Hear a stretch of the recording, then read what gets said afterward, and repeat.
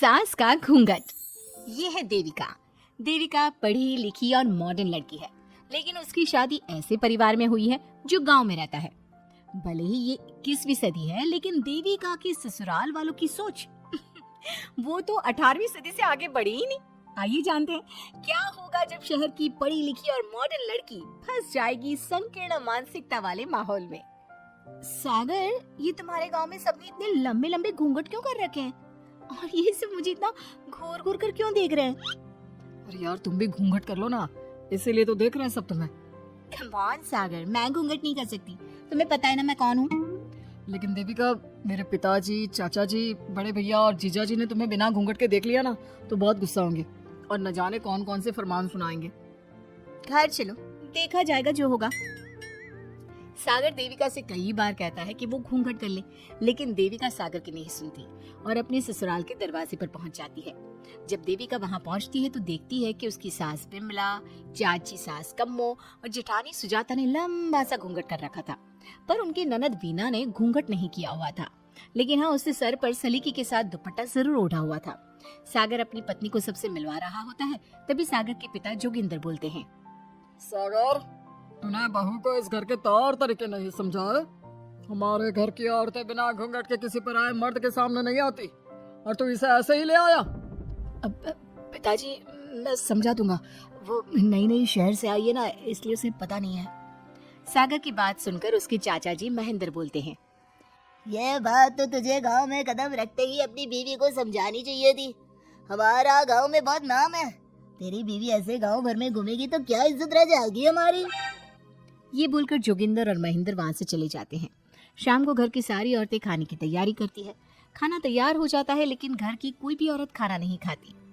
बहुत रात हो जाती है, तब देविका कहती है, सासू माँ, खाना बने हुए तो देर हो गई, रात भी बहुत हो गई है, हम लोग खाना क्यों नहीं खा रहे?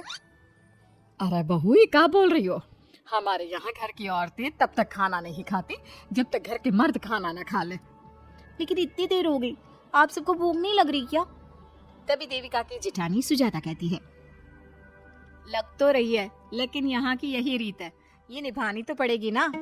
भाभी जी, ये रीत नहीं है, औरतों को प्रताड़ित करने का एक तरीका है। अगर इस घर के आदमी पूरी रात नहीं आए तो पूरी रात खाना नहीं खाओगी क्या?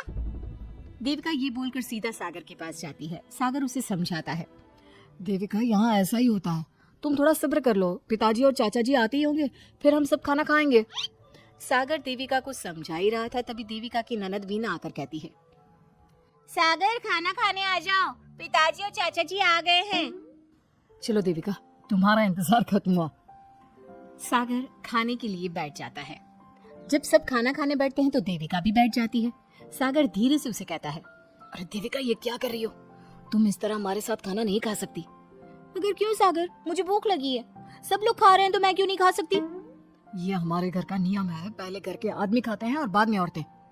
लेकिन सागर, हमारे घर में तो ऐसा कोई नियम नहीं है। देविका और सागर में बहस छिड़ जाती है। तब सागर का बड़ा भाई कहता है, सागर, तेरी बीवी को एक बार में समझ में नहीं आता क्या कि इस घर की औरतें मर्दों के खाना खाने के बाद ही खाना खा सकती है? भैया, मैं देविका को यही समझा रहा था। मुझे तो लग रहा है कि इसके दिमाग में कोई बात ही नहीं बैठती एक बार में। भैया, मेरे दिमाग में बात तब बैठेगी ना जब आपकी बात कोई ढंग की होगी। अरे आखिर क्यों घर की औरतों को आप लोगों की बात खाना मिलेगा? हाँ, अब से पहले घर की किसी औरत ने घर के किसी मर्द से इस लहजे में बात नहीं की थी, इसलिए वो सब देविका की बात सुनकर हैरान रह गए। तभी सागर की जीजा और वीना के पति कल्याण जी कहते हैं, ये क्या है सागर, इस घर की दीवारों को औरतों की इतनी ऊंची आवाज सुनने की आदत नहीं है। अपनी बीवी को बोल जरा होश से काम ले और चुपचाप चली जाए। क्यों चली जाऊं मैं चुपचाप? इस घर की औरतें आपकी हर बात बर्दाश्त कर लेंगी, लेकिन मैं शहर की पढ़ी लिखी लड़की हूँ।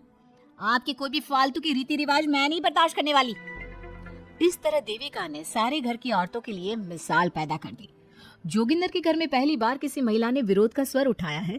ये बात घर के किसी मर्द को बर्दाश्त नहीं हो रही है। तभी जोगिंदर कहता है, महेंद्र, मोहन, इस बेशर्म लड़की को कमरे में बंद कर दो और आज इसे कोई खाना नहीं देगा। अगर किसी ने इसे खाना दिया तो मैं उसे जिंदा नहीं छोड़ूंगा। महेंद्र और मोहन उसे कमरे में बंद कर देते हैं और उसे खाना भी नहीं देते। रात के 3 बज जाते हैं। भूख की वजह से देविका को नींद भी नहीं आती। तभी उसे कुछ महसूस होता है। ऐसा लग रहा है कोई दरवाजा खोल रहा है, लेकिन इतनी रात को कौन हो सकता है? कहीं सागर तो नहीं? देविका उम्मीद भरी नजरों से दरवाजे की तरफ देखती है, लेकिन दरवाजा खोलने वाला सागर नहीं बल्कि विमला और कम्मो है। माँ जी, चाची जी, आप दोनों? बहू, ये ले, हम तेरे लिए खाना लाए हैं, खा ले। और ये बात ना तो किसी को बताना मत कि हमने तुझे खाना दिया, नहीं तो हमारे मर्द मार मार कर हमारा बुरा हाल कर देंगे। माँ जी, आप यहाँ इतना घुट घुट कर क्यों रहती हो? देविका, अब तू भी इस घर की बहू है, तू भी हमारी तरह रहना सीख ले। इस घर के कायदे कानून अपना ले। इस घर के मर्द तो कभी बदलने वाले हैं नहीं बहू, तो ही बदल ले अपने आप को। माँ जी, बदलाव अच्छे के लिए हो तो हमें बदलना चाहिए, बेकार और बेतुकी बातों का तो विरोध करना चाहिए। दोनों ने देविका को समझाने की कोशिश की, लेकिन देविका ने उल्टा उन्हें ही समझा दिया। इसी तरह एक दिन देविका किसी बात पर जोर जोर से हंस रही थी, तभी देविका की सास विमला ने उसे टोकते हुए कहा, अरे बहू, तू इतनी जोर जोर से क्यों हंस रही है? हमारे घर की औरत इतनी जोर जोर से नहीं हंसती।